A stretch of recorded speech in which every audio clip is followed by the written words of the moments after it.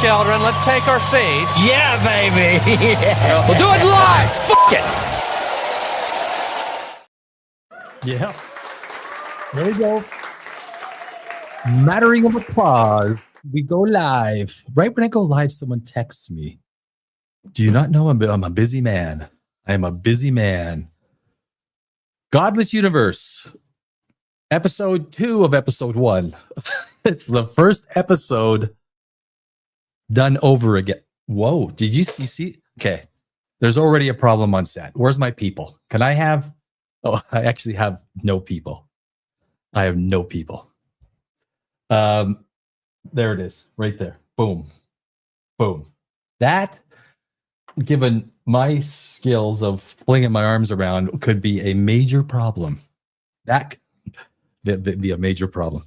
So anyway, so this is episode 1 done over again because we had some technical problems on the first episode. And they were my fault. They were absolutely. Well, actually, I shouldn't. Thank you. Studio audience.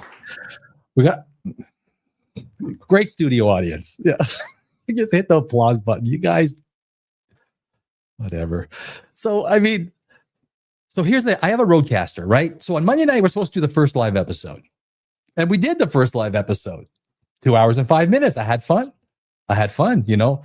And so I guess with the roadcaster, somehow I either hit my finger on the one part, on the one sound. So they have FX on there that changes your voice. And it changed my voice to the high-pitched robot synth voice. The worst one you could pick. But I found out, okay, so the whole episode's garbage, right? So it's thrown out. This is the first live episode on Godless Universe. First of many. It's a marathon, not a sprint. All of YouTube. That's all YouTube is. It's a freaking marathon. I am tired of running. Actually, I'm not. I'm having a really good time. But so this forces us, you got to do the first episode again. You cannot not have the first episode. It's like you always have to explain it. So I dumped it, and now this is the first episode. But I did find out that the Rodecaster Pro 2 can sometimes, on bumps and stuff like that, I read that on Googling it and finding out that it can actually just do that itself.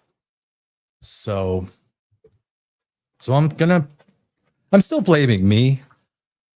I am the problem. I'm the problem of this entire broadcast. It starts with me, it ends with me. Any good, you know what? If you're a boss, if you own a business, if you do anything with people, the buck stops with you and it starts with you. That's the bottom line. Now that's the bottom line. It's Stone Cold Steve Austin, my friends. So yes, my friends, this is the Godless Universe. And a lot of people, so if you've watched any of the videos, I love science. I love me science. Even though I need pointy ears, but I'm like a Spock-like character. I need evidence. Everything, my entire belief system is based on evidence, right? And so a Godless Universe, some people say, I get messages from people who are, religious. That's fine. Have your blind faith. You can have your cake and eat it too. You can have your blind faith and eat it too. It doesn't matter. To science, it doesn't matter, right? I'm just doing science a little bit of a different way. And so a Godless Universe has nothing to do with religion. It has to do with explaining the world in a scientific way, using science, physics, common sense. Common sense. Imagine that, using common sense to dictate your belief system. Biology, and science, history, philosophy, all that stuff. It's not off limits to the Godless Universe realm. Although most of the videos that I've done, if you take a look at the catalog, it's basically science, like astronomy, which that's been, since I can remember. I looked up at the stars and I was like, whoa, what are those things? The stars are an endless wonder. Most people don't know, to be a scientist, you actually have to have imagination beyond almost anyone else. Do you think Einstein coming up with the theory of relativity, sat there and just worked it all out on math. No, he had to. The mind goes places, and that is what science is. I do things somewhat unconventionally. I mean, you watch some of the science shows out there. I get it. You know what? Everyone's got to be themselves, and I got to be me too. So yeah. So that hey, we are not here to kick religion in the ball. No, we're not. No, people, we're not. Or are we? Maybe we are. No, we're not. We're not here to kick religion in the schnazzers. No, we're not going to do that. They do that just fine themselves. So, but anyone, if you're religious, if you got, it doesn't matter. We're Godless. We're going to do. We do. So, I'll touch on this later. But I am a screenwriter. I have I won hundreds of. I am one of the most winningest, maybe even the winningest screenwriter in the film festival circuit. It's pretty amazing. I have, and so I do science fiction. I do write horror. I love me some fantasy. So, and that actually has a lot to do with science. Going back to 1965. Frank Herbert. I don't know how you pronounce it. Herbert. Frank Herbert. Dune, my friends. Dune. Yeah. Dune is one of the, if you've watched Dune 1, Dune 2, Denis Villeneuve, it is one of the most, Denis is doing an amazing job. You talk about a director who understands framing, right? I lived in Los Angeles for 20 years. There's actually a story behind the Godless Universe. I've spent 2 years trying to get this show live. 2 years. And, I have been, if you've never been to Los Angeles, or if you've been maybe 20 years ago, you went to Los Angeles. Well, it is a different city now. It has spent the last 20 years. I have seen Los Angeles devolve into the worst of the worst, especially after COVID. 2019, things actually weren't that bad. They weren't that bad. But COVID basically took Los Angeles, and from about 2022 to present day, and it's still declining at a rapid pace. And I mean a rapid pace. Los Angeles is the epitome of human decivilization. Yeah, it's very true. Thank you. Yeah, if you're happy and it, clap your hand for Los Angeles. So I spent almost 2 years trying to get the live Godless Universe on air, and this is the first episode. Why? Because I had a business, a thriving business at one point, and just like a lot of friends I knew who are all out of business now in Los Angeles. Wiped out. People don't realize that COVID was the largest wealth transfer in the history of business. I worked on Wall Street for a lot of years as well. But with every small business that had to close and all that business going to Walmart, Costco, and Amazon, it was the biggest wealth transfer ever. And so that kind of perpetuated itself. There's entire blocks in Los Angeles, entire blocks that are Los Angeles Street.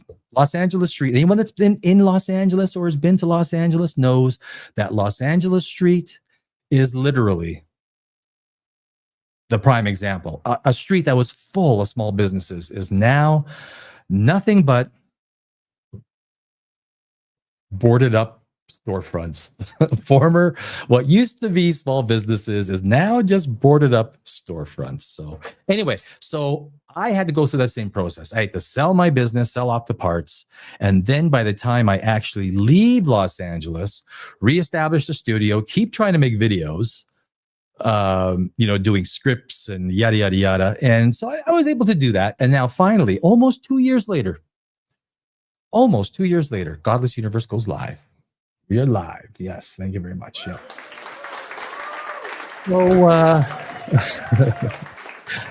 a big part of what I like to do is even if you just take a look at the what makes science and science fiction what it is.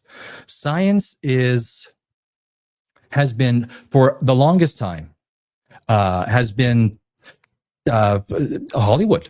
Hollywood has literally been the purveyor of science fiction and getting people involved with the interest in what is not just what's out in the stars and what is what are black holes and galaxies and all that, but science.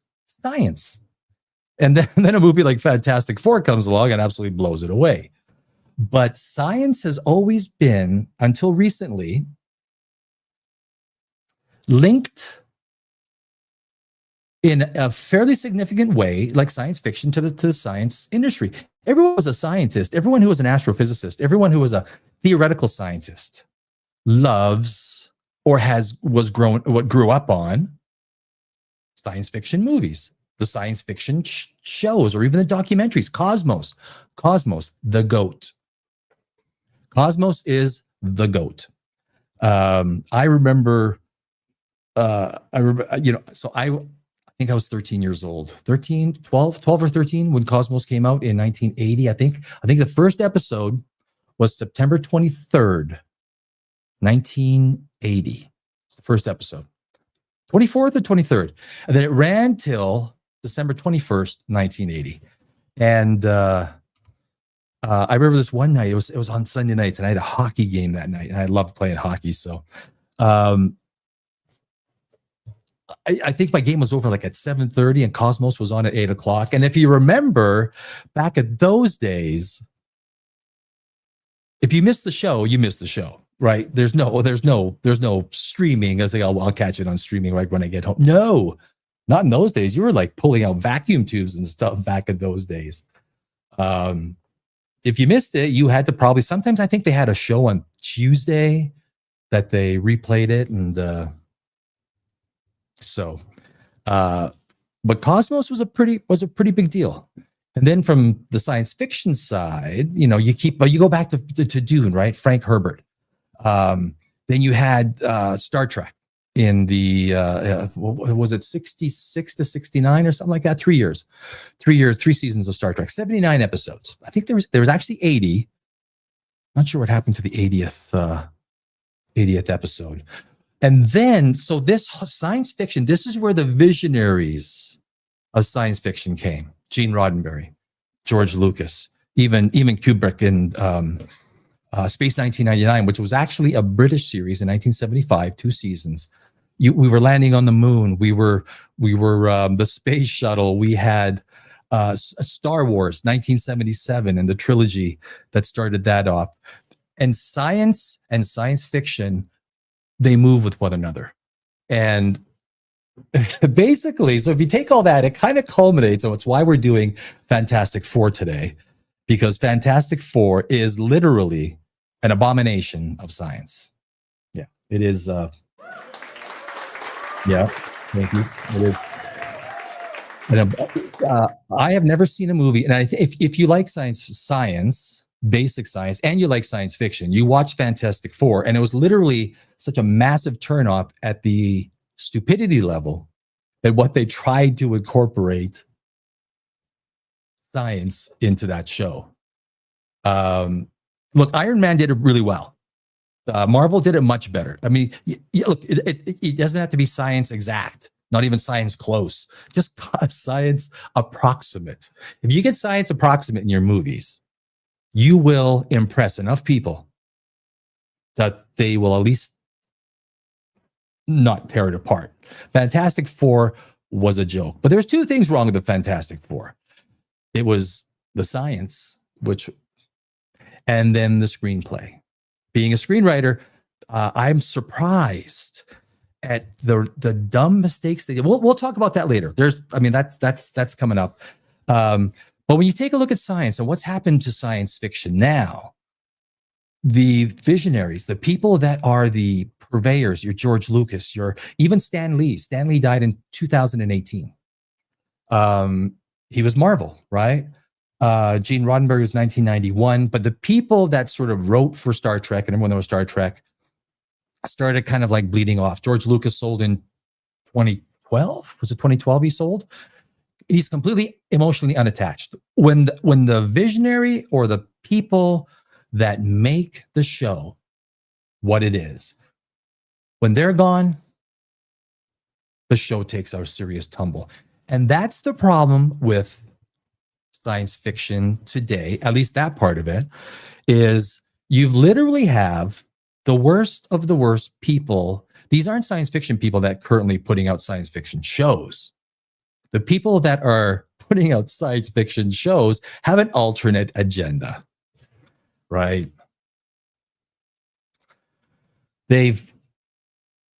What's the director's name? She's doing the I think the Ray movie's not going to happen, but she's basically a feminist and an activist. Would you put a science fiction writer in charge of a feminist activist documentary? I mean, wouldn't that be kind of dumb? Yeah, probably would be. But when you take people who really have their agenda or their story writing capacity isn't to write science fiction. For example, season 2, episode 9, was it? The Rhapsody dancing musical in Star Trek. Granted, they were trying to do something different, something new, something special. Granted, and so I get that as a screenwriter, I get that. And hats off to them for that. But you don't do it with Star Trek. You just don't. You want to write a musical? I tip the hat for them for trying something new. But Star Trek, there's no reason Star Trek should not have billion-dollar movies being released every 2 or 3 years. The fan base of Star Trek is amazing. It is dedicated. And actually, a Star Trek movie has never done those kind of numbers. I don't think they've ever put the choo-choo on the train tracks. And really, people that have, like, once Gene Roddenberry gone and the whole people, the visionaries, once they're gone, other people take, I'm not going to put any words. I spent 20 years in Los Angeles. I will one day. I will not kick myself in the schnazzers, not at this point. But people have been put in, and I don't have any desire to, get, I'm not a mean guy. I'm not a mean guy, but it's part of the problem in the science fiction business. So, with that, actually, I am having a glass of wine this evening. Ooh, there's nothing like a good glass of red wine. I'm telling you. You got a girl, surprise her with a glass of red or a bottle of red wine one night. She will love you for it. So, but science, all you got to do is look no further than 3i Atlas. See the bullshit, the bullshit that has entered science, the absolute bullshit. If I can use one name, I will use a name. Avi Loeb, the father of It's a Spaceship, 3i Atlas. Now, you know what? Actually, look at this. If we go, the ridiculous. So if you do a YouTube search, I'm kind of new at this, so I'm gonna see if I can get this done. If you do, oh yeah, there it is. Oh, this is coming out better than I thought. We got it. All right, we're there. No. If you do a YouTube search,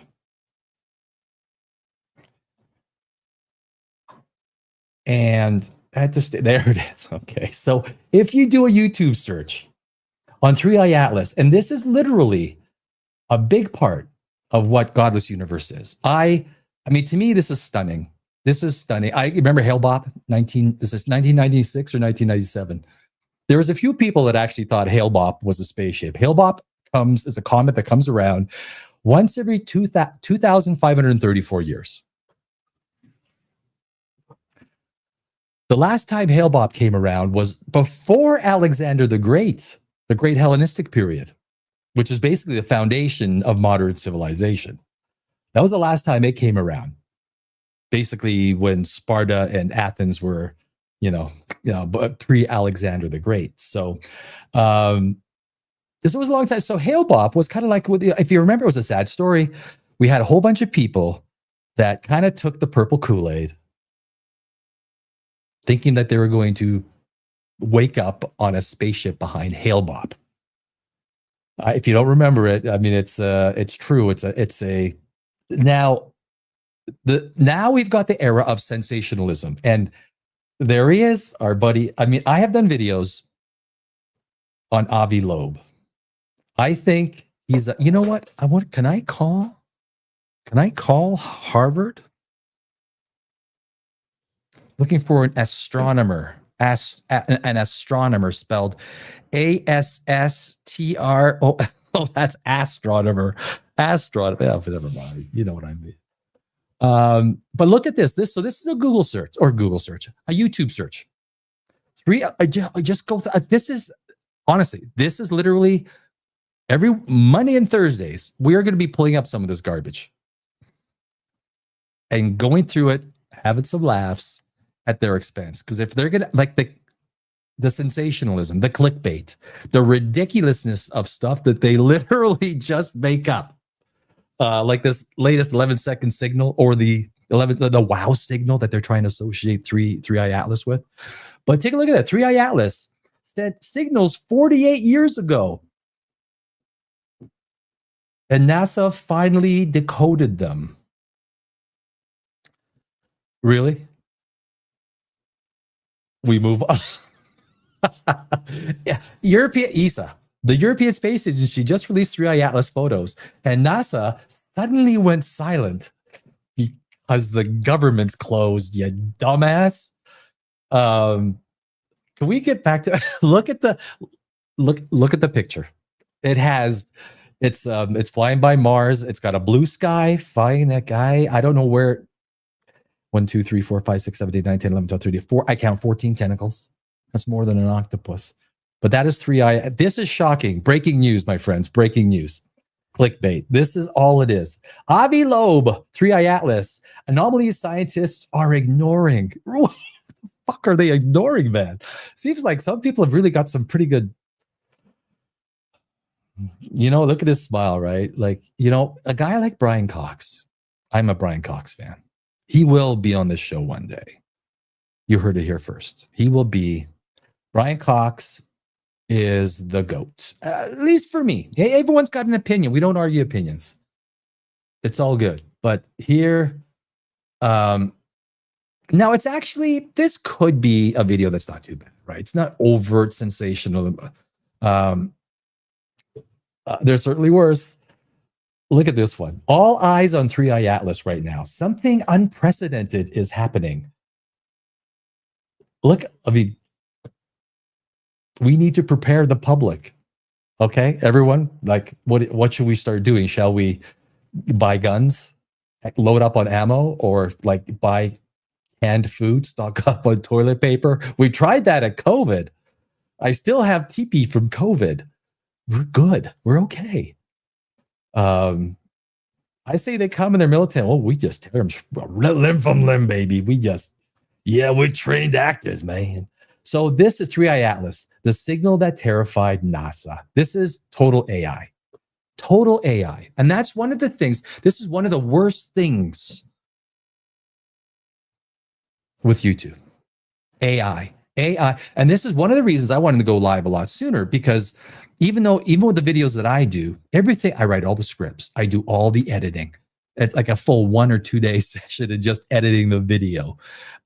Even the speaker, I can spend an entire day redoing entire lines, redoing the script. I am not done with the script until like 5 minutes before the video goes. I will change things because it doesn't, like, the script just didn't, land right or whatever it was. But this is terrible. So they use Michio Kaku's face. The whole video is AI. 3i Atlas, the signal that terrified. Don't you love that on YouTube? Terrified. NASA scientists are terrified. They're mortified. They're not sleeping. They broke the internet, damn it. I freaking hate broke the freaking internet. I do. I hate it. Every time I see it, I won't even click on it.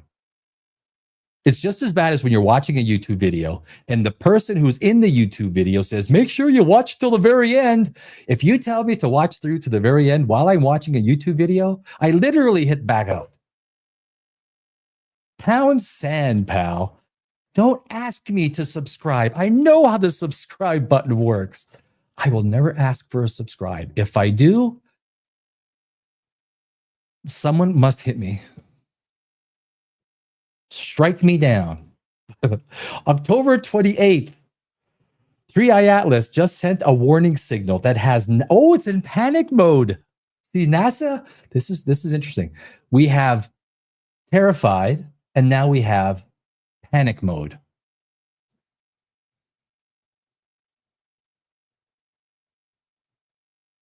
Give me a break. Yeah, that's matter. The studio audience is, they're getting in. 3i Atlas is sending strange signals towards Earth. The 1977 WOW mystery returns. No, it doesn't. Actually, it doesn't. It does. That was a 72-second signal. People think it was an 11-second signal. It wasn't. It was 72-second signal. And now they're trying to clickbait. They're trying to set it all up with. Look at Michio Kaku, right? If I was Michio, I don't know. I don't think he likes this. He couldn't like this. People just use people's faces just because yeah. I mean, you just keep going. Interstellar object, 3i Atlas looks increasingly weird. It just gets weirder. I mean, that's not too bad. I mean, she's actually not bad, The next one, James Webb Telescope just captured first real image of 3i Atlas. What was it about? There was something really funny about this one. Was it this one? Yeah, well, but you now you use a picture of Elon's face. Yeah, he's got a bit of, but it keeps going. Physicist Avi Loeb reveals why 3i Atlas comet might be hostile alien object. Yes, hello, is this Harvard University? Yeah, this is Danny Alex. Alex, last name. No, first name is Danny. Yeah, no. I want to speak to Avi Loeb. Avi, he's an astronomer, spelled ASSTR. No, just kidding. AS. Can you tell him to give me a call? Because I saw a bright light hit the ground yesterday. I think the aliens have landed. Can you tell him to give hello? Oh, fuck. That's the bullshit, right? I don't, where do you, it's every single one, people. So I did a couple of videos on 3i Atlas. I think I need some wine here. Oh, that's pretty good. I'm not a big drinker. I'm not a big drinker. Actually, this is probably maybe a third of half a glass. 3/5 of a glass. But it takes the edge off things, right? But every single video, I did one video, the Avi Loeb delusion, the alien spaceship delusion. I will do a bet with Avi Loeb. Avi, if you're listening, probably not, but have your people call no, I have no people. Call me. I will do you a bet. If there's aliens, whoever loses, you're on the alien side, I'm on the non-alien side. Oh, you got to eat a plate of squirrel poo. You want to do that bet? I bet you won't do it. Bet you won't do it. You know what? I think there's reasons they put out this sensationalism. It takes people's attention away from a lot of things. I'm not a political guy. I'm not going to get into the politics of it. I will one day. But it is not this day.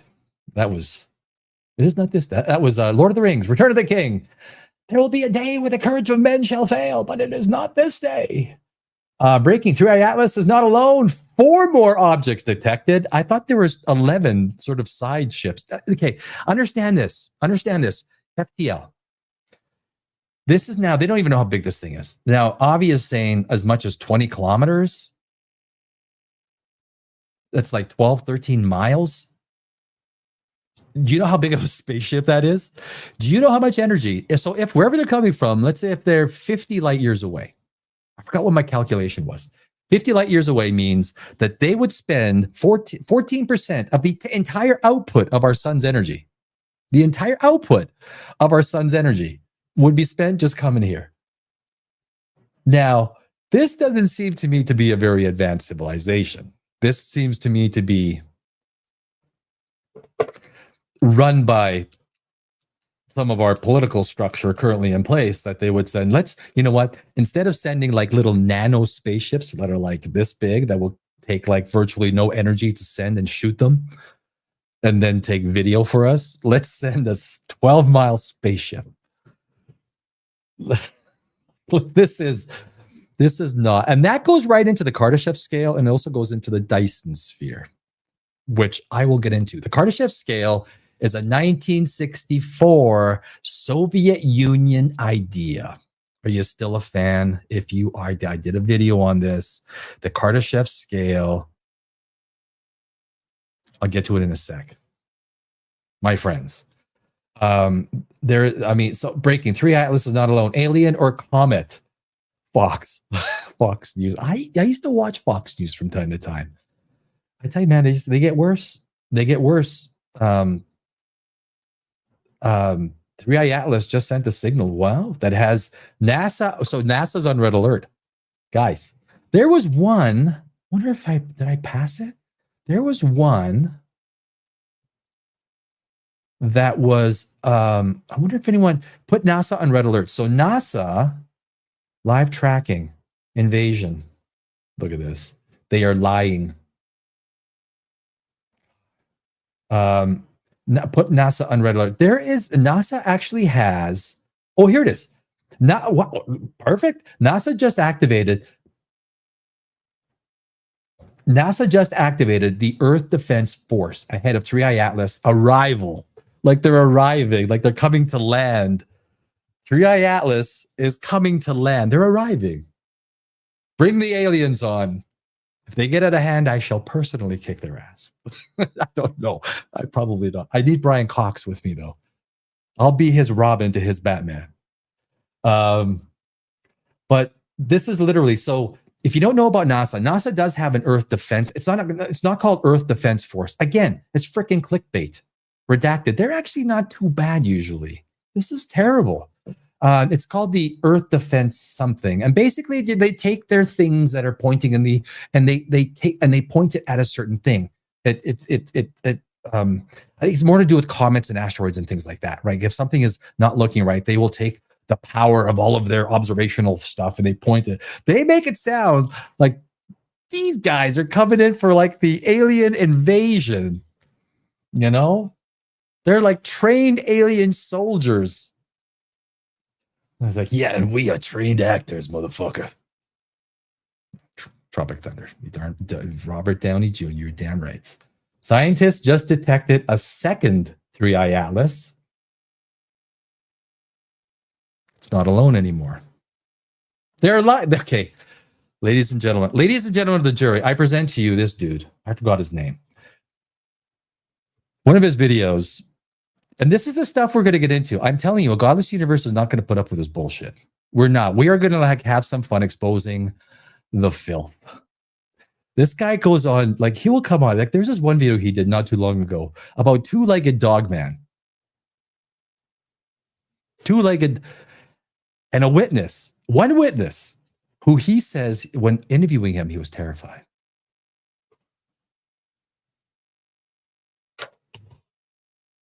He was absolutely terrified. I mean, I don't want to be mean, but he kind of looks like Man Bear Pig. That was mean. Oh, geez. I mean, okay, just being real. The stuff he puts out there is egregious. 3i Atlas is causing scientists to panic. It's full scale. They're not sleeping at night, my friends. Brian Cox is not sleeping. Brian Greene, like, Neil, they're all taking sleeping pills to try and sleep because there's panic. But anyway, you know what I mean, right? We can go on. There's another AI, 3i Atlas, the signal that terrified NASA. Are we safe? This is the BS. This is absolute BS. And that's all it is. I refuse. Like, I'm sorry. Like, I refuse. I will not do a video and put like crap on it. I won't. I won't. I will not do it for clickbait. There has to be a section of people out there that will come with me over a glass of wine and rip one on these mofos. And I mean rip one, because this is fertile. This is fertile ground, my friends. We are just beginning. This is episode 1. 3i Atlas changes course. It never has. It never did. Never has. It's only for clicks. It's only for clicks. It just changed trajectory. This is 2 hours ago. Oh my God. I know you got to run. You got to tell the family, stop eating and get into what do you do? Get into the bunker? What? Get the shotgun? It changed trajectory, global warning network. Oh my God. There's been a global warning issued. Oh, I didn't get it. Is that like emergency Amber Alert? Is like an Amber Alert? What happens there? Yeah, I don't know. No. Black Swan event. Anyways, okay, that's enough of that. Enough of that. Please. That's what I'm talking about. So this is what we're going to be doing on a Godless Universe. We're going to be jumping into a little bit of that.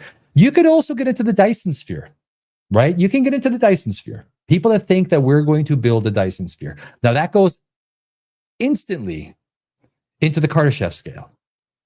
Now, a lot of people are pretty excited about the Kardashev scale. Like, they are, like, literally, without even spending a minute analyzing, does this Kardashev scale make it? Nikolai Kardashev, who in 1964 developed this scale. And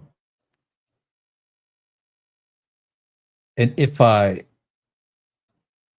think I have it here. You try and be as organized as you can, right? Enormous black hole. Yeah, Kardashev. There, where was it? I just saw it. Kardashev. Share.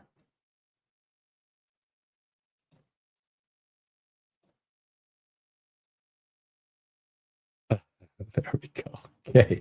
Look at the Kardashev scale. Work with me on this. Like, this is, understand, read the words. This is what the Kardashev scale means. And then I'm going to show you a picture. Okay. Then I will show you a picture. So here it is. The definite. Now, I did a video up to type 5. There's up to type 7 now. Oh, geez. Type 1 civilization. A civilization is able to access all of the energy available on its planet and store it for consumption.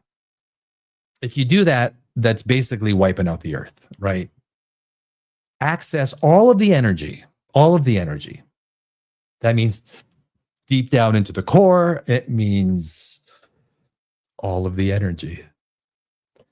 Type 2 civilization. This is key. Can directly consume a star's energy, most likely through the use of a Dyson sphere. This is where the two concepts come together. Type 3 civilization is able to capture all the energy emitted by its galaxy and every object within it, such as every star, black hole, etc. The power that would just be behind a type 3 civilization. You're going to access a black hole. We see a lot of black holes. We don't see no one doing any funny business around a black hole. I'm reminded of Les Grossman's little speech there. Kind of like, I will fuck you up at the very end, right? Kind of like, that's literally what a black hole is saying. You want to come? You want to come? So specifically, a type 2 civilization can directly consume a star's energy, most likely through the use of a Dyson sphere. If we take a look. This is so you are going to so Mercury. So this is our sun. Obviously, I think it's self-explanatory. This is the size of Mercury, and you can see little Venus, you can see little Earth, and you can see little Mars. The 4 rocky planets. The 4 rocky planets look huge, right? No, well, not on this picture, but like in terms of us being on Earth. I mean, Earth is huge compared to what. So from what we envision. I mean, you're gonna take apart Mercury and you're gonna build this. Okay, you what? Go back. You're gonna build what? You're gonna build that? You're gonna take apart Venus at 900 degrees Fahrenheit. You're gonna take apart Mercury. You're gonna take apart Mars. You got some stuff in the asteroid belt. Everything in the asteroid belt is, I think, from what I understand, or what I remember, is equal to everything, or to Mars. To Mars. So basically, this will build this. Unless you're going to go light years away to send back material to build something like that, even if it's not this big, even if it's a tiny fraction of this big. I did a video on the Dyson sphere, on why it's a delusion. Even Freeman Dyson himself is embarrassed by the term Dyson sphere. Go watch the video. Check it out. This is science garbage, my friends. Now, when you take a look at, so what is wrong with the Kardashev scale? The problem with the Kardashev scale is it's Soviet Union based. The Soviet Union was all about bigger, better. If it's bigger, it's got to be better. It's got to be even more. The bigger it is, the better it is. What we're finding is the more nano it is, the more power there is. The power in an atom. The smaller we go. They just developed the 37 different dimensions, not spatial dimensions or time dimensions, of a photon for computing. When what that means is they take a photon in 37 different states, aka dimensions. Again, not spatial, but different states of existence. One photon. And they're able to place data information on each dimension for almost a minute, from what I understand. And in terms of data storage, that is forever. That is forever. Everything is nano. I can just see it. You know, I'll go and I'll buy that home on the edge of Laguna Beach, overlooking the ocean. Put my steak down, ready to eat and carve into that first evening, watching the sun go down, and poof, it goes out. Frickin' sun goes out. Who finished they finished the Dyson sphere. And you don't think that's going to have any climate issues. Even if you take away 5% of the Earth's energy from hitting the Earth, could you imagine the disaster? So anyway, this is the problem. The Dyson sphere and the Kardashev scale. And you know what? We're going to get into it deeper. We are. We're going to get into it deeper. But just this show, it's the first show, we're just trying to, get into a few things. The garbage, science is being used. Everyone wants science, right? Science is, government wants science. The private sector wants science. Even religion. I mean, that whole, these are huge sections of whether it's the economy, business, religion. Like it is, I mean, when you think about it, science is the only superpower. It's the only superpower we have. Science is a superpower, my friends. And that is not hyperbole.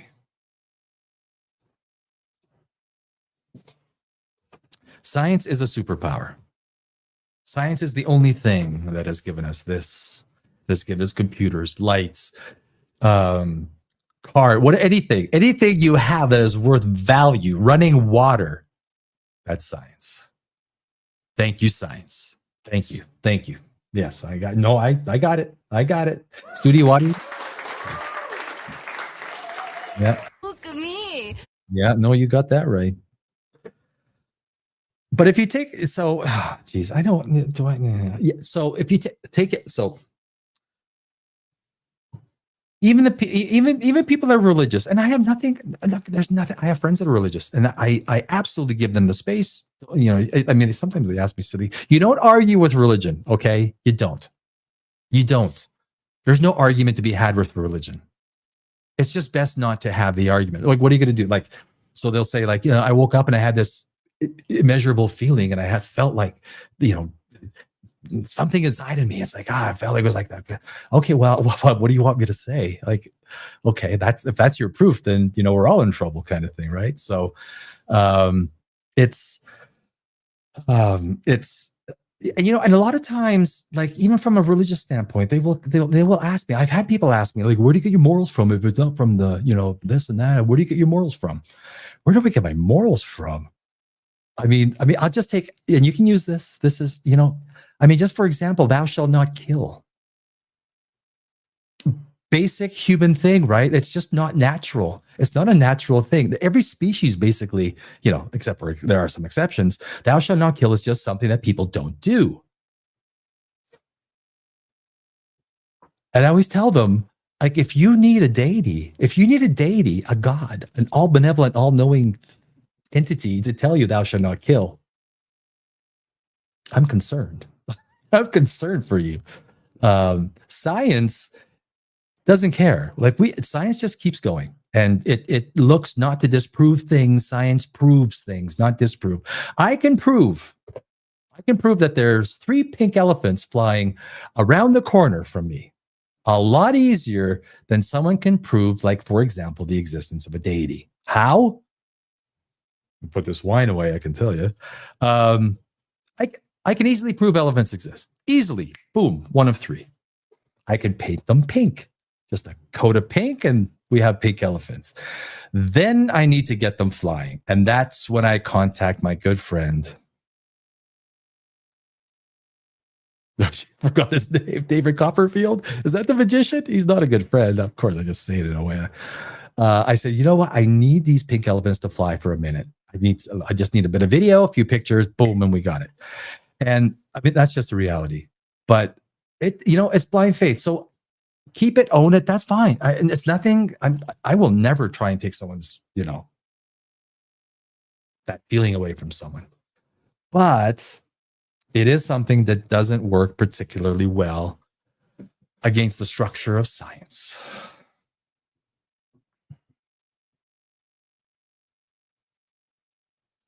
Even if you took half of it separate, here's the reality. Science is going to continue to give us stuff, right? Science will continue to give us technology. It will give us iPhone 18 next year. It will continue to give us modern cars, new things, new this, faster computers, faster internet, everything. What's religion going to do?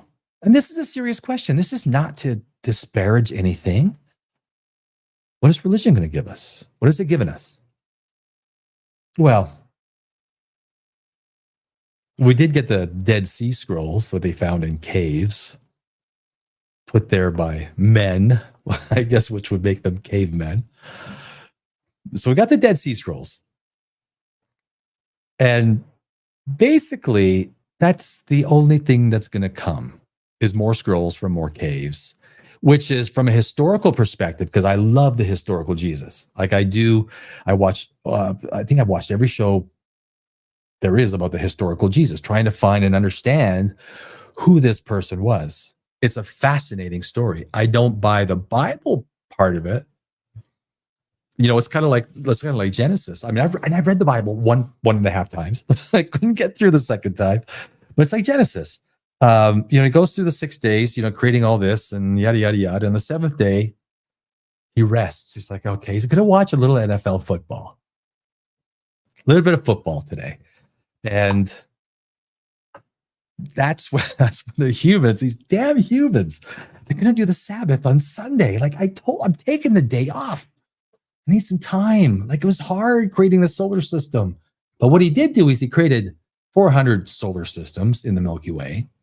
And then he created 2 trillion galaxies. in our observable universe. I mean, that's a busy guy, and then he only cares about one planet. Come on, bro. There's a lot of planets out there you got to care about. Got to give some time to everyone in the universe. But it's an interesting dichotomy between the two. And science is, like I say, science is not out to disprove anything. It's only there to prove things. So, that's even think like we're going to be getting into teleportation. Have you ever thought about teleportation? Star Trek, teleportation. I mean, seriously, thought about it. Let me ask you, I'll tell you this. I'll leave you only with this with teleportation. Teleportation, if you think about the way they do it on Star Trek, basically takes your entire structure, analyzes it, decodes it. I mean, the computing power would be astronomical. Then it breaks apart every particle, shoots it down to the planet's surface where it reassembles everything, and you're teleported. But the question becomes, and this is a question not just science, it's philosophy, it is life and death. It's if you were taken apart atom by atom, particle by particle, quark by quark, and reassembled on another planet, have you effectively been killed and a new version of you just exists with all the same memories and everything, but it's a different you. It's not you. It's easily arguable that when you are taking apart, if you're taken apart that way, that you're killed. Your life ends, and a new you, a whole fresh you that has nothing to do with who you were, because this is a reassembly of someone new who just happens to have the same memories, the same structure, the same DNA as the person that was teleported. So teleportation in itself is, if you're teleported, does the person being teleported, are they actually killed? And then a new person reassembled just with the same memories. It is something for some deep thought. It really is. So that's I don't think teleportation is something that's ever going to be. I mean, in Fantastic Four, they're teleporting the entire Earth, which I guess we can get to. I mean, so yeah, being a screenwriter and spending 20 years in Los Angeles, I've been part of productions. I've been, understand the process from movies to, being a screenwriter, and the idea that a movie like Fantastic Four, basically you can see that these are people who take, and again, I have no problem with science being inserted, and science fiction, science, that goes, a long way. It's fine. It's fine. There is some science that just goes too far. And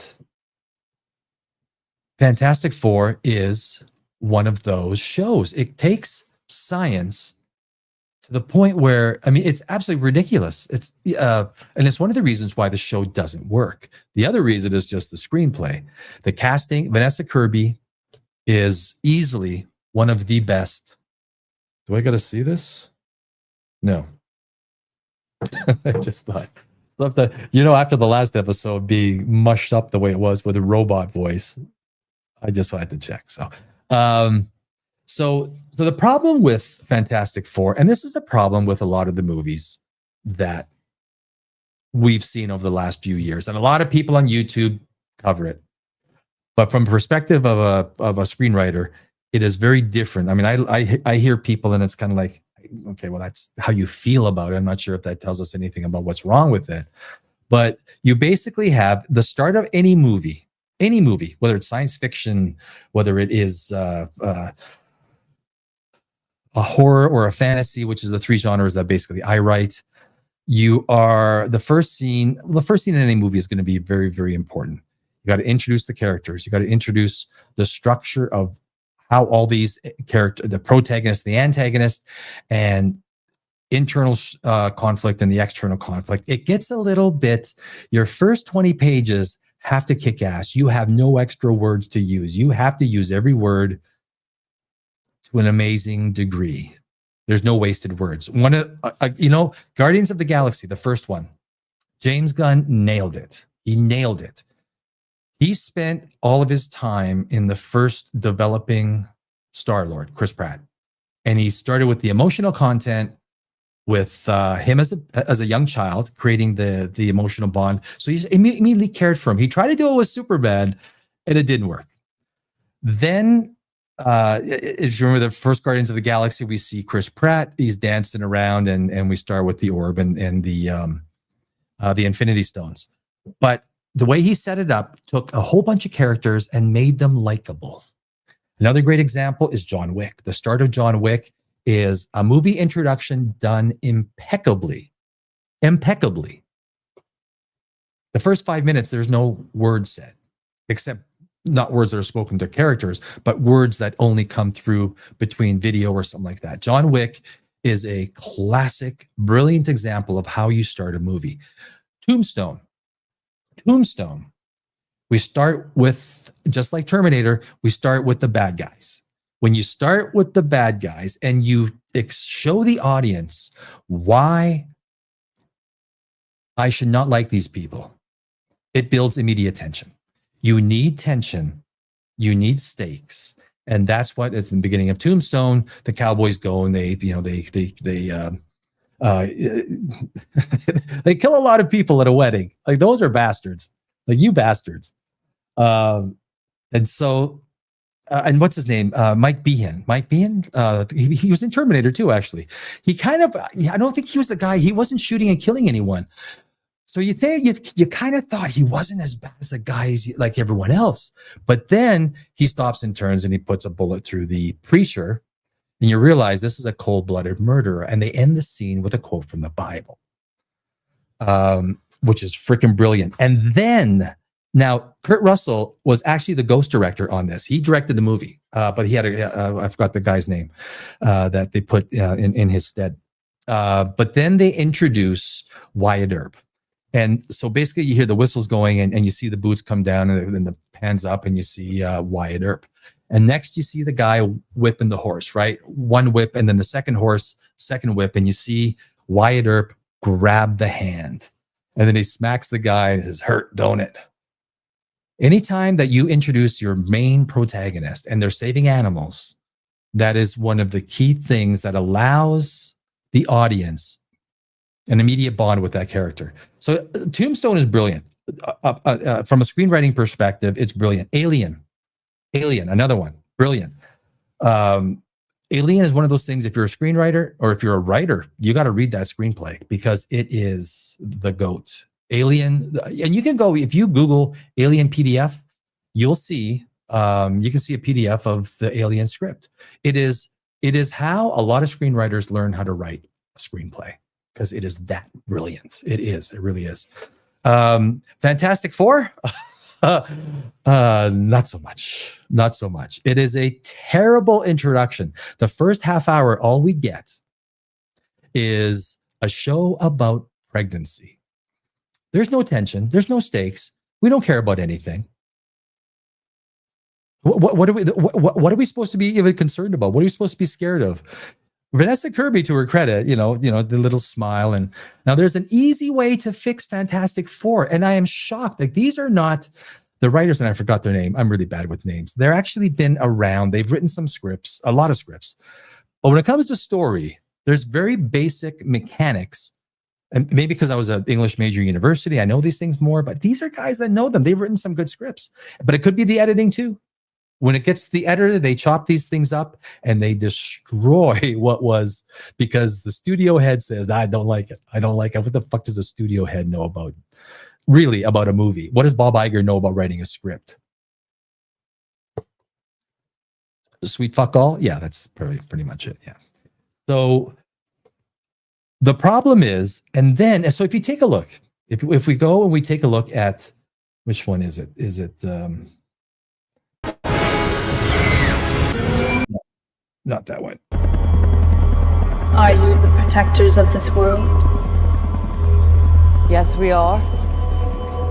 Your planet is now marked for death. So basically that is a Silver Surfer coming in. basically saying, so we've seen nothing of Galactus. We've seen nothing of the Silver Surfer. Comic diehard people will say this is an abomination, a female Silver Surfer, because Shala Bal was in 2 pages of a comic. I'm not gonna argue that. I'm not gonna dispute that. I'm not gonna.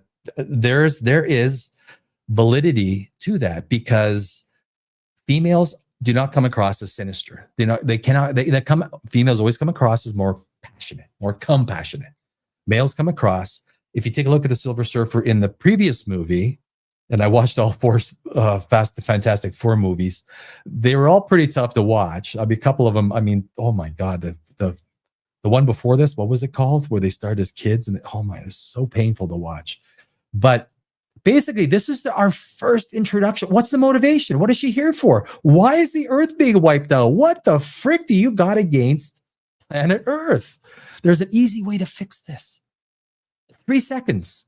3 seconds. One scene inserted can fix all this. But let's go on with this.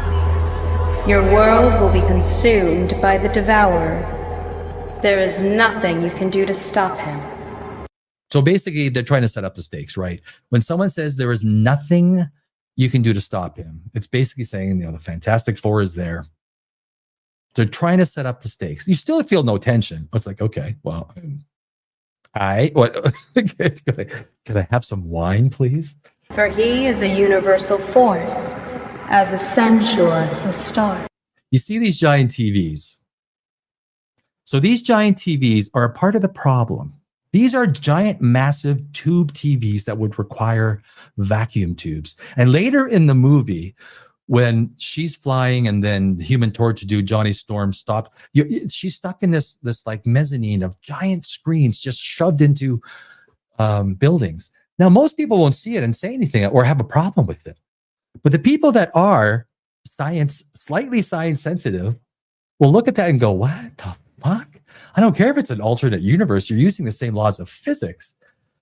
It becomes very hard to stomach, but it's not bad. Like you can go over it, right? It's not going to ruin the whole movie. Hold your loved ones close. That was not an accident. This is not an accident. Loved ones close. Hold your loved ones close. So what I would have done, so if I'm the director or the screenwriter, I would have said, do we really need to put a mid-50s-year-old, what I think you're trying to tell us is a lesbian couple? I think they could be a happy couple, a very happy couple. What do I care? I mean, I really don't care. But if I'm the screenwriter, if I'm the director, I'm saying, can we put that family of 4 that we had, that, like something that's more relatable? This is not a mistake. This happens 3 or 4 times. Subliminally, it hits you, whether you realize it or not. As a screenwriter, you usually write things into this in the screenplay. You will write, in the scene of what happens, a mother, father, or father spree holds the baby and takes his arm around the wife and blah, blah, blah. You write that in. So where this came from, if it came from the screenwriter, well, then they had a plan this is not an accident. Hold your loved ones close. Who decided to put that one in? Anyway, so when she says hold your loved ones close, that is not an accident. Put a family of 4 in, put a family of 5, do whatever. And speak the words you've been afraid to speak. I don't know what that means. Speak the words you've been afraid to speak. What does that mean? You only have so many words in a screenplay. Use them. But there's no tension. So you watch this movie, and at this point in time, this is called the inciting incident.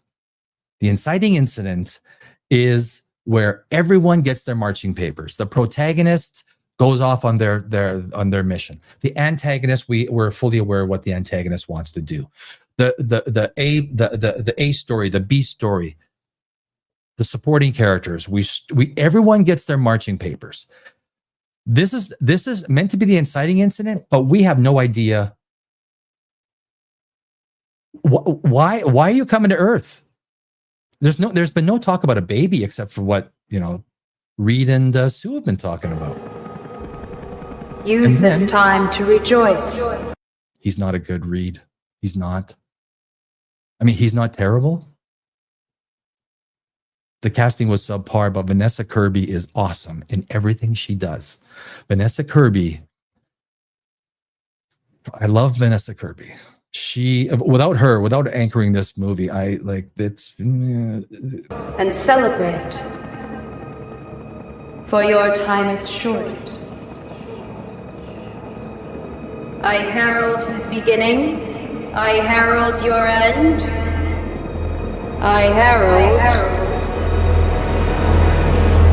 Galactus. So, how do you fix that? How do you fix the movie? How do you fix the movie is you have to picture this right from the start. Right from the start, when Sue, like, she's looking down, and this is actually good writing. She's looking down. You don't even see the pregnancy test or anything, right? She's looking down, so you kind of like, you want to leave a mystery open for the viewer. She looks down, she smiles. Immediately she's pregnant, right? Like, this is something, it doesn't take, what should have happened at that point in time is we should have been introduced to Galactus.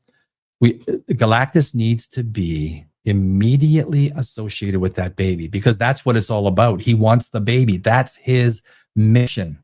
All they had to do was to have a 3-second scene of it slowly pans in, this effigy of this 1,000-foot character, dude, Galactus, right? And then we just see it open its eyes. When she smiles, he opens his eyes. That's it. That's all you need. What does that do? That connects Galactus to the baby. Immediately we have tension. It's like, what's going on? Something with the baby and Galactus. There's a mystery there. And what I would have done through the whole movie, and yes, there's spoilers through this whole thing, guys. What I would have done for the whole movie, I would not have answered that question because the Fantastic Four are going into Doomsday. I would not have answered that question because it's the mystery between movies that gets fans talking about everything. You need mystery. What is it about this baby? What is it with the baby? It reminds me of a Seinfeld episode. I love me some Seinfeld. I would have just let that go. Let that mystery go right to the next movie. And I guess in a way they did, right? We don't know, but they really, it was a little bit projected. At the end with the baby, Sue Storm. But if we go into the science of this thing, there's nothing worse. There's two parts that are nothing worse. First off, they go to Galactus. So they figure, well, since Galactus is coming, we're going to go attack. We're going to go attack Galactus. We're going to take our spaceship. So we're still using vacuum tubes and automobiles that are on gasoline. And we're going to fly. They have the power to open up a wormhole like that. And I actually just did a video on wormholes, the very fact about how they kind of work, the interstellar wormhole. But they can open up a wormhole at will. The power associated with, if you're opening up a wormhole, it just, there's a lot more things it's disjointed. And then they open up this wormhole. Sue Storm is already 9 months pregnant, but we don't know how long they're traveling for. We're never told if they're going FTL, faster than light, they're going through the wormhole. Or were they traveling for a couple of hours? Was it 2 days? We're never told. We're never given the answer as to how long they were traveling for. But anyway, doesn't matter. They travel all the way. But Sue Storm, if she's going for 2 hours, Sue Storm is then like 9 months and 2 weeks pregnant, right? So this is a good condition to be fighting with. Why don't you just wait till after the baby is born? And who am I to say? I'm not the doctor. That's fine. So they go. And of course, they get tractor beamed by Galactus. I don't know why when they're trying to escape, he just didn't tractor beam them again. They're literally in his spaceship at his doorstep looking up at him, and they escape from the Silver Surfer and Galactus by running. That's the superpower you need to get away from Galactus. You need to know how to run.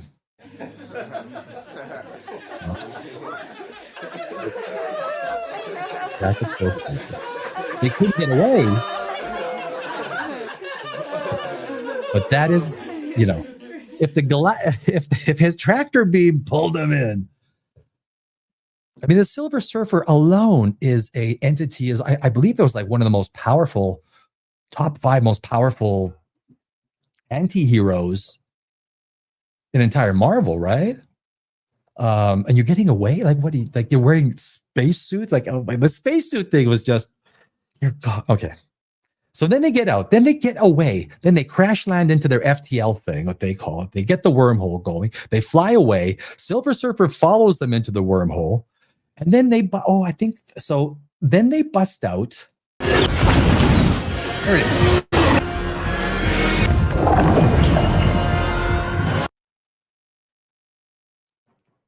Pedro Pascal, right? I mean, it's like I could see it in Hollywood, right? I spent 20 years in Hollywood, so I have a pretty good idea. That's 10 years too long. I should have left a long time ago. But anyway, Pedro Pascal is one of those guys where he's like, you know, he's got in case of you know, missing character, break glass, and it's like a Pedro Pascal standing there. This was not the right casting choice.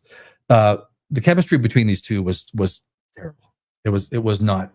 But anyway, here she is. She's pregnant. Literally, like she gives birth. It's like she's like seconds away from giving birth. Was this timing? You guys are superheroes or super stupid? Like it's one of the two, not both.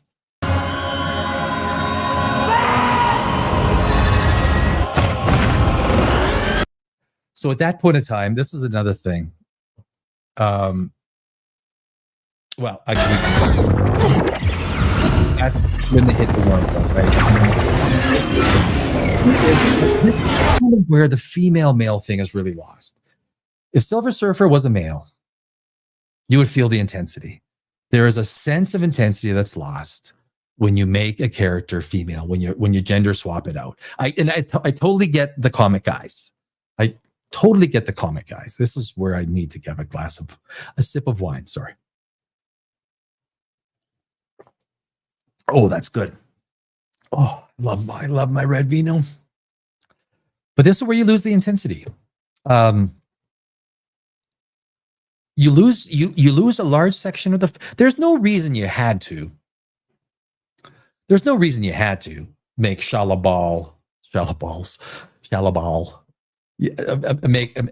Make Silver Surfer female. There was only one reason you wanted to do. It was DEI, right? You wanted to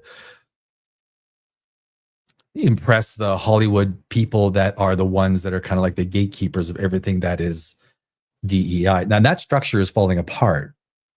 There's nothing wrong. You know what? If a character is better as a female, which was initially at one point in time a male, fine. If it's now a male and because it's better for it, but this isn't the case with this movie. Oh, and she didn't do a terrible job. It just, you lost 50% of your intensity, right? Like, ending the beat. So they're firing. So if you look at the DOS-based guidance system, Johnny Storm has got his lasers and he's got the DOS-based guidance with little squares. You're fighting your dear God. You're fighting the Silver Surfer with a DOS-based program. You're actually traveling in a wormhole, literally using 1960s technology. Actually, it's 1980s technology. Firing at the Silver Surfer. I don't know what kind of beams those are, but anyway.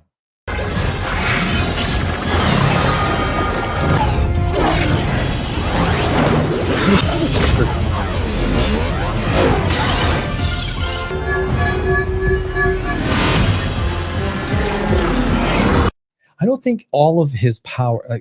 I'm not a comic book guy, right? So I read comic books, but I'm not a comic book guy. There are people that are comic book guys, and they know their stuff. I'm not a comic book guy. I'm a screenwriter. For me, anything can happen if it breaks lore, but the movie works, I'm down with it. I'm okay. But if you're going to break lore, you got to make sure it works. I am not convinced in any way that changing the Silver Surfer benefited the movie, benefited the viewing experience, benefited the story. That's the question you have to ask.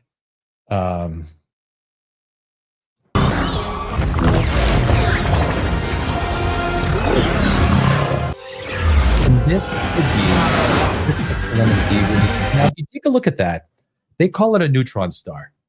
First, they call it a neutron star that looks like a black hole. And as a matter of fact, there's another picture that comes. It is a black hole. Then they call it a star. It's a neutron star. Then it's a black hole. Now, if you're just close to a black hole, you're still going to be a feature.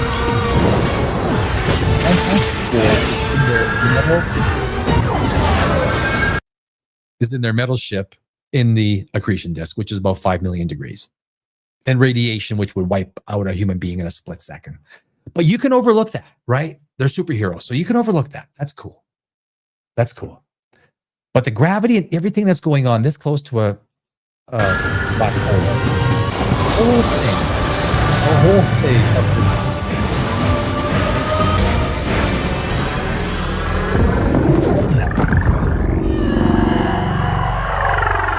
She gets pulled into the black hole, and somehow, on the back of a napkin, it's like on the back of a napkin, Reed says, "Well, if she gets stuck in the black hole, it'll take her a month to get out." I did my back of the napkin calculation, and I got 2 months. Okay, I got 2 months. 1 month. So they're able to do, so they're in their little like spaceship. They were able to do a swing around and get away from the mass, which they would have been spaghettified. They would have been instantly spaghettified, but they get away. The Silver Surfer, who was one of the most powerful anti-heroes in the Marvel, get away into the black hole. And that's where Reed Richards says, it'll take her a month to get out. How do you know that? Like, and then anyway, they had to go to 0.88 speed of light. 0.88 speed of light. To get to 0.88 speed of light in a ship like that. And of course, as you know, the closer you get to the speed of light, the more your mass increases, your relativistic mass, not your actual mass. It's just your mass based on the amount of energy it's going to take to move you. 0.88 at the speed of light to get into the wormhole. I mean, they're just throwing stuff out. They're talking like black hole harmonization. They're just throwing words out. Now, to a lot of people, it doesn't matter, right? These things don't matter. To people who are science sensitive, like to me, it's just like, this is just stupid. This is just some of the concepts I like. The world building wasn't bad. They needed to tie in a lot of this science fiction stuff to make it work. And it was bad because look, they used Iron Man and that whole Marvel complex of technology.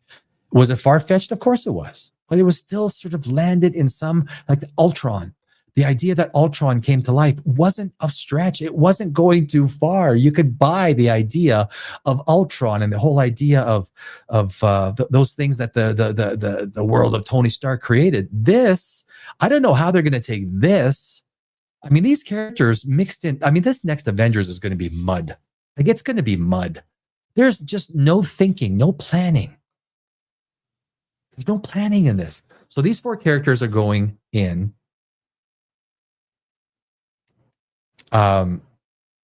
This is, I mean, thank God for Robert Downey Jr., but this is their last gasp, because after this, it's, you know, from a science fiction writing perspective, or there's not much left in the superhero genre. You know what? You're going to have some of the great names, the great faces come back in Doomsday. And you're going to have these four very weak characters. The CGI for the Thing in this movie, in Fantastic Four, was terrible. It was terrible. It was horrible. Go through and watch some of the CGI of the thing. Also, superpowers. The only superpowers that were ever really used to fight Galactus was Sue Storm. I mean, a little bit with Johnny, but the thing was basically he was a cook. He was a pilot and a cook. It's like, go make me some freaking pancakes, buddy.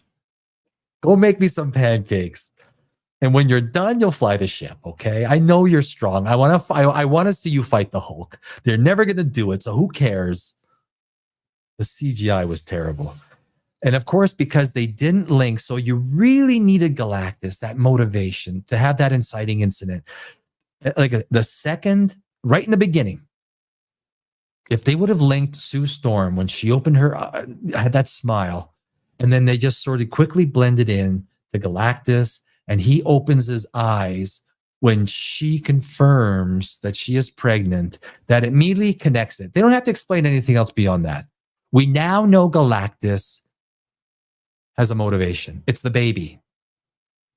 When Silver Surfer appears for the inciting incident, which is, again, one of the most important, it is probably the most important part of a screenplay or a movie, where every character gets their marching orders based on the setup of the first 20 pages or 20 minutes of a movie. Sometimes, up to a half hour. There's a lot to set up for Fantastic Four. They did some things well in Fantastic Four, but then they want to, if you want to take science one step further, now they want to teleport the Earth. Oh my God. Okay, I might need some wine for this one. They want to teleport the Earth. Are you kidding me? What about the moon? You have to take the moon, or else tidal forces and everything associated with the moon stop, and the Earth is no more. Pedro Pascal says he teleports the egg, and he says, well, the egg and the Earth are only a matter of scale. Yeah. It's only a matter of scale. Egg, Earth. Do you know that if the sun were to become a black hole, so the sun is 1 million Earths, right? 650,000 kilometers. If it became a black hole, do you know what the diameter would be? 2 miles. 2 miles. That's crazy. Size is everything. Oh, it's only a matter of scale. Size is everything. An egg compared to the Earth. So they're literally, this is the stupidest thing in the Fantastic Four. And I think a lot of people just went, okay. This thing kind of got off. I think AI had a big thing to do with setting up this movie, because it feels like AI wrote this thing. I would never write like this. It felt like AI. Even I'm gonna say it. It seems like James Gunn used a little bit of AI with Superman. I want to do Superman on Monday. Every Monday and Thursday we're going live. So on Monday I'm gonna do Superman and some of the problems with Superman. But now we're trying to teleport the Earth to try and save the Earth. So you're going to take the Earth. You're going to, you got to take the moon. You have to. You have to. There is no Earth without the moon. And you're going to teleport it. How many millions of light years? This is all on vacuum tube technology. My friends, this is what became, there is really no fight, right? There was no tension. There was no fight. So basically it was Sue Storm with the brrr at the end, and there was no fight. There was no big battle. There was no tension. There's no real stakes that they put together. If she can survive a black hole, do you think that she's not going to come back and absolutely obliterate your little teleportation devices? Of course she is. If she can survive a black hole, it's bad. This is bad science within a screenplay. And it just seems to keep getting worse, because science fiction people are not writing these things. The people who have a passion for science and the fiction of science are not writing these things. They're not the ones that are the creative guides to what is going on. It's kind of a sad state of affairs, but they try. Well, obviously that plan gets blown away pretty fast when Shallow Balls kind of like flies around, and I know it's not supposed to have an S on it. She's flying around, destroying every single one around the Earth. And then Galactus is honed in on the baby, but it's still, there's no, you never feel anything, right? It feels dead. The whole movie is lifeless. It is without tension. It is without stakes. It is without energy. It is just a slapping together of scenes. Then this happens, and then this happens, and then this happens. There needs to be a progression of stakes. A great movie does that. I'll go back to Tombstone. Tombstone is an incredible movie that builds the stakes with all of its characters. Boom, boom, boom. There's a lot of movies that you can point to. Let's just point to Tombstone. Tombstone to me is one of the GOATs in all of movies. So is John Wick. I mean, there's a few movies that I will point to that from a screenwriting perspective and the directing and editing, it is strong. Fantastic Four is a joke. It did 521. What was it? 521 million. If you look at the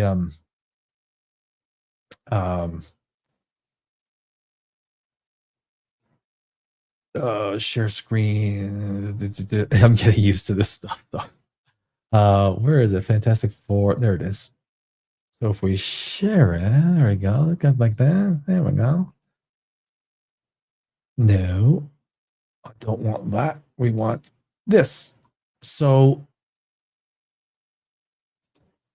if you take a look, the Fantastic Four had a domestic of 274 million. The Fantastic Four, just as a property, as an intellectual property, I would think that 350 million, maybe 400 million would have been by default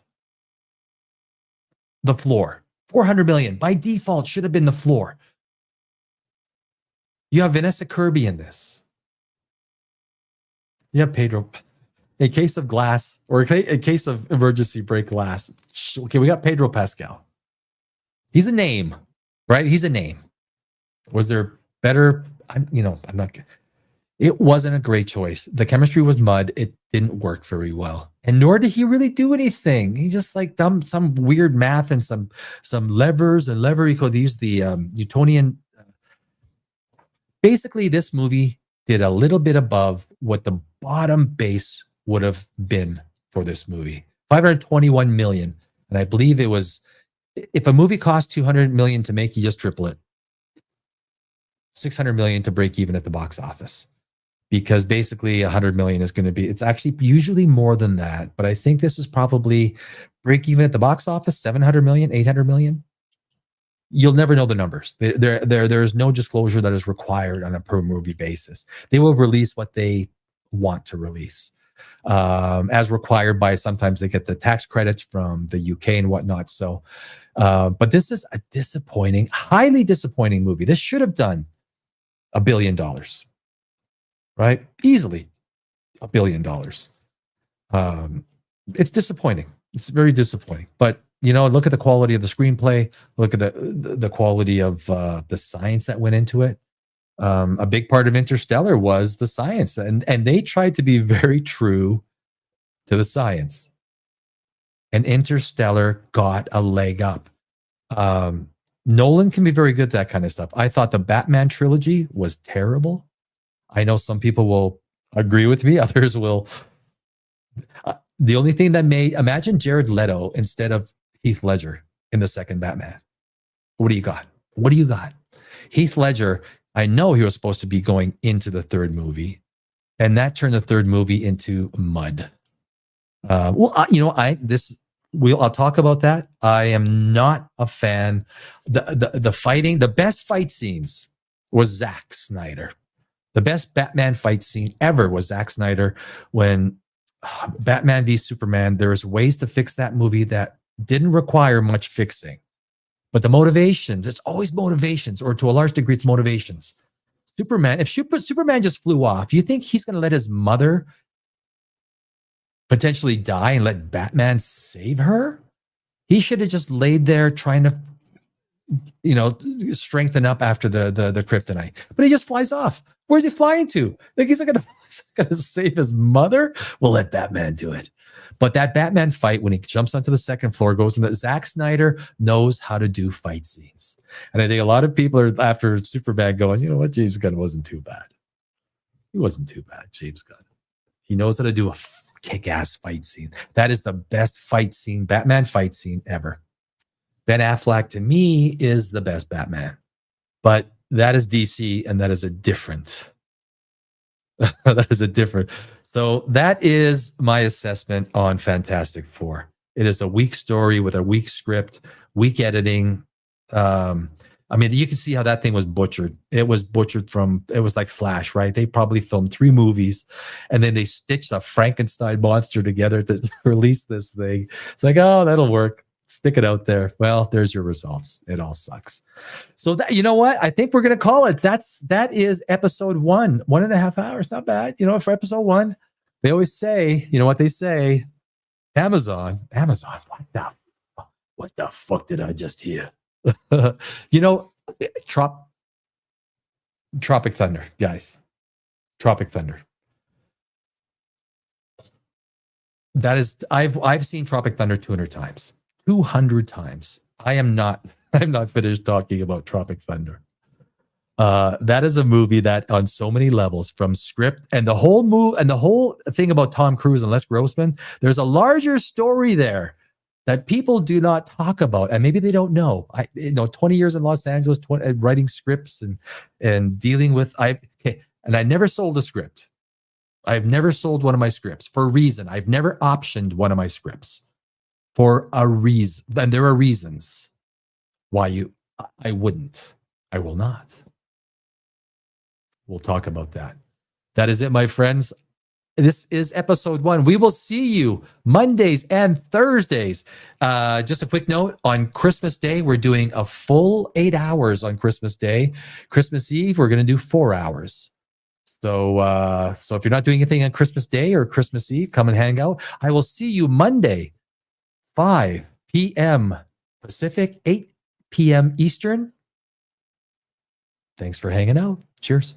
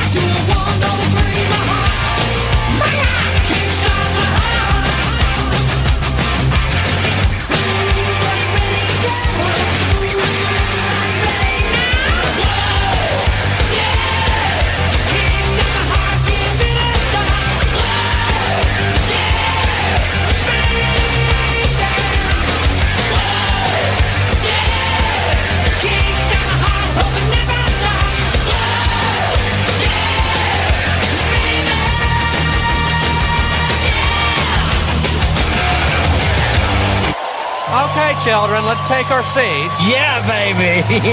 We'll do it live. Fuck it.